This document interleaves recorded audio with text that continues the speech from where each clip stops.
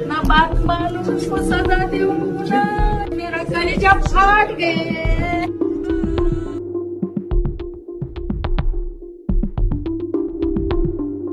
जी हां, पुलिस ने ले ली दलित की जान। किसका आया था निर्देश?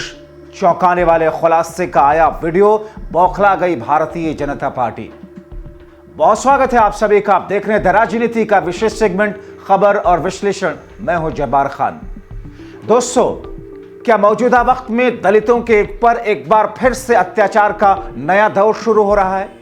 आखिर महाराष्ट्र के परभणी में एक दलित शख्स के क्या हत्या की गई? आखिर हिरासत में उसकी जान कैसे जा सकती है? राहुल गांधी के साथ में विपक्षी पार्टियों की तरफ से जो आरोप लगाए जा रहे हैं कि साहब ये अकस्मात मौत नहीं बल्कि ये 100% मर्डर है और वो भी हिरासत में, आखिर इसमें कितनी सच्चाई है? मगर सबसे बड़ा सवाल, क्या किसी का ऊपर से कोई ऐसा आदेश आया कि पेशे से वकील दलित समाज से आने वाले उस शख्स की हत्या कर दी जाए हिरासत में?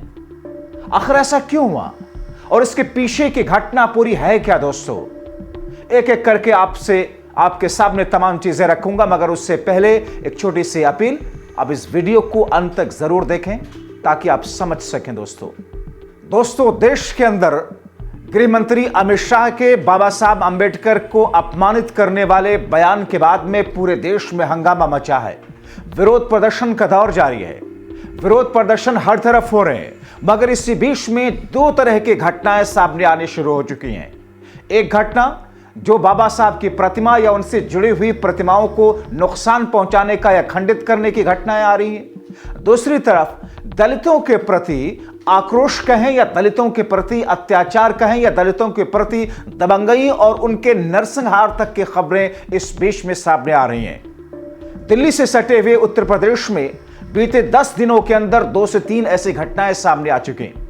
मगर महाराष्ट्र के परनबे में, जहां पर बाबा साहब अंबेडकर के प्रतिमा को नुकसान पहुंचाए जाने के बाद में जो कुछ हुआ और उसके बाद हिरासत में एक दलित शख्स की जान ले ली गई, उसकी हत्या कर दी गई या उसकी मौत हो गई, इस प्रकरण ने पूरे देश की निगाहें अपनी तरफ खींच ली हैं। और इसी बीच में मैं आपको एक वीडियो दिखाता हूं, जो वीडियो देख करके आपका दिल एक तरीके से सहम जाएगा। एक बिलखती हुई मां के आंसू देख करके, सुन करके आप सोचेंगे कि आखिर इस वक्त और विशेष रूप से इसी बीच में 17 दिसंबर के बाद से ये सब कुछ अचानक क्यों बढ़ गया? हिंसाएं क्यों बढ़ गई दलितों के प्रति, बाबा साहब अंबेडकर के प्रतिमाओं के प्रति, या उनके कथित अपमान को लेकर के जिस अंदाज में बातें कही जा रही हैं? दोस्तों, कांग्रेस के नेता की तरफ से राहुल गांधी के जरिए मारे गए महाराष्ट्र के सूर्यवंशी के परिजनों से मिलने, उस परिवार और उस परिजनों से मुलाकात करने, जिसके वीडियो और फिर राहुल गांधी की बातें जो उनके परिवार से बातचीत हुई, शेयर किया गया। एक कांग्रेस के नेता ने अपने एक्स हैंडल पर लिखा, एक और बिलखती मां है जो न्याय मांग रही है, दूसरी ओर राज्य के मुख्यमंत्री हैं जो झूठ बोल रहे हैं। बात साफ है, दलित युवा की पुलिस कस्टडी में हत्या की गई है, जो संविधान की रक्षा कर रहा था। पीड़ित परिवार के साथ इंसाफ हो और दोषियों पर कार्रवाई हो। परभणी में बाबा साहब की मूर्ति तोड़े जाने के बाद में दलित समाज से आने वाले सोशल वर्कर और पेशे से वकील सोमनाथ सूर्यवंशी का उनके परिवार के लोगों से, उनके परिजनों से राहुल गांधी ने मुलाकात करने के बाद कहा, मैं उन परिवारों से मुलाकात मैंने की है, उन लोगों से भी जो मारे गए और जिनके साथ में मारपीट की गई। उन्होंने मुझे पोस्टमार्टम रिपोर्ट दिखाई, वीडियो दिखाया, फोटोग्राफ दिखाए। ये 100% कस्टोडियल हत्या है। इस युवा को इसलिए मारा गया क्योंकि वो दलित है और वो संविधान की रक्षा कर रहा था। मैं कार्रवाई से संतुष्ट नहीं हूं। इन लोगों को पीटा गया है, यहां हत्या की गई है, कोई राजनीति नहीं, यहां न्याय का मामला है। जल्द से जल्द कार्रवाई शुरू होनी चाहिए। आइए आपको मैं दिखाता हूं वो वीडियो जिसमें राहुल गांधी उस परिवार से मिल रहे हैं, पीड़ित परिवार से। एक मां बिलखते हुए अपना आंचल आगे करके राहुल गांधी से अपना दुख शेयर कर रही है, और राहुल गांधी उसके बाद क्या कहते हैं, सुनिए दोस्तों। मेरा इतना बात मालूम उसको सजा दूंगा, मेरा कलेजा फाट गए।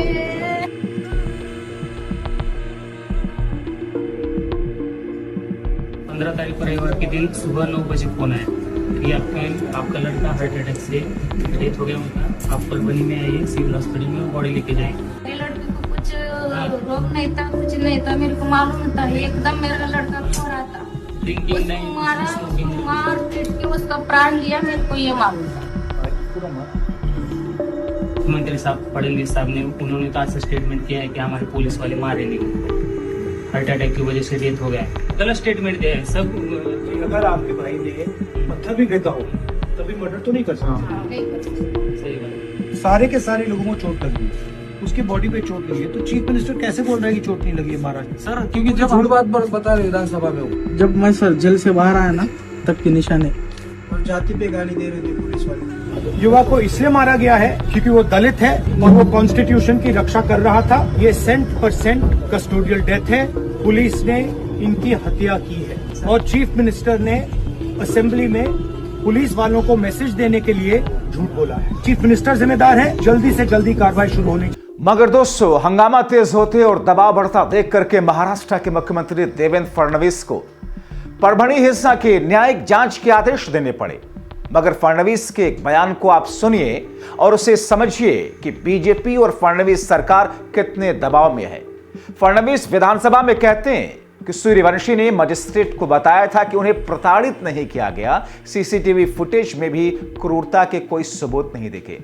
अब दोस्तों, राज्य के मुख्यमंत्री भारतीय जनता पार्टी के नेता देवेंद्र फडणवीस जो सफाई पेश करते हैं कि साहब, जिस दलित शख्स की मौत हुई, जो सोशल वर्कर थे, जो पेशे से वकील थे, उनके साथ में कोई क्रूरता नहीं की गई है, कस्टडी में कोई सीसीटीवी फुटेज भी नहीं है।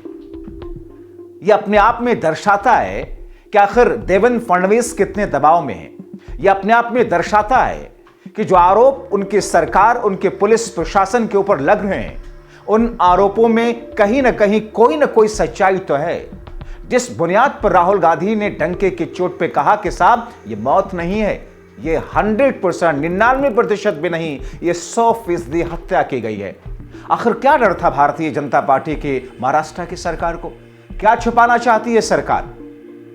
अब दोस्तों, इस बयान के मायने क्या है? भारतीय जनता पार्टी जिस तरीके से डरी हुई है और देवेंद्र फडणवीस का यह बयान आप उससे जोड़ करके देख सकते हैं। जबकि दोस्तों, पुलिस का कहना है कि परभणी जिला केंद्रीय कारागार में न्यायिक हिरासत में रखे गए थे सूर्यवंशी को सीने में दर्द की शिकायत और बेचैनी हुई और इसके बाद उनको सरकारी अस्पताल ले जाया गया। 15 दिसंबर को उनकी मौत हो गई, ये कहती है वहां की पुलिस। मगर दोस्तों, ये सब पूरा मामला है क्या? आपको बताएं कि क्यों हुआ यह सारा का सारा मामला। दरअसल एक दलित परिवार से आने वाले सोशल वर्कर, पेशे से वकील सूर्यवंशी को विरोध प्रदर्शन करते हुए पुलिस ने गिरफ्तार किया। दरअसल मराठवाड़ा क्षेत्र में परभणी शहर के रेलवे स्टेशन के बाहर डॉक्टर भीमराव अंबेडकर बाबा साहब की प्रतिमा क्षतिग्रस्त किए जाने के बाद लोगों का गुस्सा, खासतौर पर दलित समाज से आने वाले बड़े पैमाने पर लोगों का गुस्सा तेज हुआ और विरोध में प्रदर्शन करना शुरू किया। और उसके बाद में कहा यह जाता है कि हिंसा भड़क गई। पुलिस ने इस हिंसा के लिए जिम्मेदार बताते हुए परभणी निवासी सूर्यवंशी, जिनकी की मौत की गई है, या राहुल के शब्दों में जिनकी हत्या की गई है, सूर्यवंशी समेत 50 लोगों को गिरफ्तार किया। हिरासत में सूर्यवंशी की मौत हो जाती है। उसके बाद में यह पूरा का पूरा मामला सामने आता है। राहुल गांधी जाकर के परिजनों से मुलाकात करते हैं। दोस्तों, स्थिति यह है कि पहले बाबा साहब भीमराव अंबेडकर का अपमान, उसके बाद में दलितों के साथ में अत्याचार की घटनाएं अचानक बढ़ जाना और फिर कस्टडी में एक दलित परिवार से आने वाले एक शख्स की मौत, जिसे कांग्रेस, राहुल गांधी हत्या बता रहे हैं। ये सारी की सारी चीजें जिस क्रोनोलॉजी के साथ में समझेंगे इसे, ये समझ में आएगा कि आखिर ये हो क्या रहा है। और इसीलिए हमने यहां पर लिखा है कि दलित की हत्या क्या फंस गई भारतीय जनता पार्टी? क्यों है बीजेपी दबाव में? क्यों है फडणवीस सरकार दबाव में? और क्यों इस तरीके की बातें की जा रही कि साहब वहां तो कोई ऐसा सीसीटीवी फुटेज नहीं मिला, पुलिस ने उसके साथ में कोई क्रूरता नहीं की? या आगे बढ़कर के देवेंद्र फडणवीस सूबे के राज्य के मुखिया क्यों सफाई देते फिर रहे हैं? आपने देखा कि अमित शाह के बयान के बाद में अचानक ऐसे घटनाओं में तेजी हुई। इसे इत्तेफाक कहें या कुछ और, उत्तर प्रदेश के अंदर योगी राज में किस तरीके से बुलंदशहर और आसपास के इलाकों में एक दलित अपनी शादी में घोड़ी चढ़ करके जा रहा था, उसके बाद में उसके साथ में क्या कुछ नहीं हुआ। बागपत में, उत्तर प्रदेश के दिल्ली से सटे हुए बागपत के इलाके में एक दलित परिवार के घर में घुस करके नरसंहार की जो कोशिश की गई, तस्वीरें हमने आपको दिखाई अपने अलग अलग वीडियो में।